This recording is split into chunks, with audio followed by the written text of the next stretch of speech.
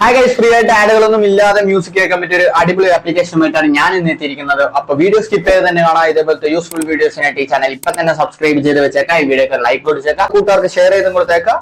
അപ്പൊ നമ്മൾ സ്പോട്ടിഫൈ ഉപയോഗിച്ച് പാട്ട് കേൾക്കുന്ന സമയത്ത് ആഡുകൾ വന്ന് നമ്മളെ ഡിസ്റ്റർബ് ചെയ്യാറുണ്ട്. അതൊന്നും ഇല്ലാത്തൊരു ബെസ്റ്റ് ആപ്ലിക്കേഷനുമായിട്ടാണ് ഞാൻ ഇന്ന് എത്തിയിരിക്കുന്നത്.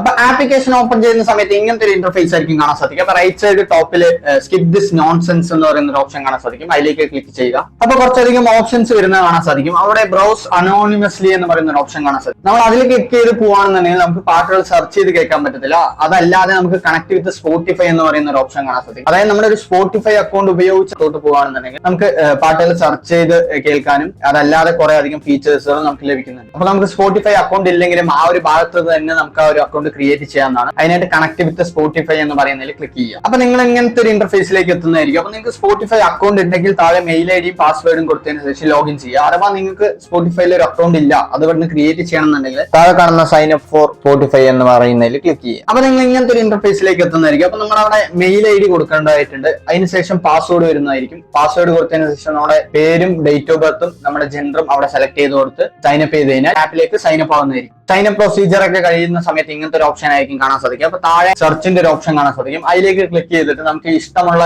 ഏത് പാട്ടും നമുക്ക് അവിടെ സെർച്ച് ചെയ്ത് കേൾക്കാവുന്നതാണ്. കൂടാതെ നമുക്ക് ഇതിൽ പ്ലേലിസ്റ്റും ക്രിയേറ്റ് ചെയ്യാൻ സാധിക്കും. അങ്ങനെ നമുക്ക് ഇഷ്ടമുള്ള പാട്ടൊക്കെ ഒരു പ്ലേലിസ്റ്റിലാക്കി നമുക്ക് കേൾക്കാൻ സാധിക്കും. ആഡുകളോ കാര്യങ്ങളോ ഒന്നും തന്നെ ഇല്ല. നിങ്ങൾക്ക് ഏത് പാട്ടും ഏത് സമയത്തും എപ്പോൾ വേണമെങ്കിലും കേൾക്കാൻ സാധിക്കും. കൂടാതെ ഒട്ടനവധി ഫീച്ചേഴ്സും നമുക്ക് ഈ ഒരു ആപ്ലിക്കേഷനിൽ ലഭിക്കുന്നു. അപ്പൊ ഈ ആപ്ലിക്കേഷൻ നിങ്ങൾ യൂസ് ചെയ്ത് തന്നെ അതിന്റെ എക്സ്പീരിയൻസ് നിങ്ങൾ മനസ്സിലാക്കുക. ഇതുവരെ ഈ ആപ്ലിക്കേഷനിലെ ആഡുകളോ കാര്യങ്ങളോ ഒന്നും കൊണ്ടുവന്നിട്ടില്ല. ഇനി അങ്ങോട്ട് കൊണ്ടുവരുമോ ഇല്ലയോ എന്നുള്ള കാര്യമൊന്നും അറിയത്തില്ല.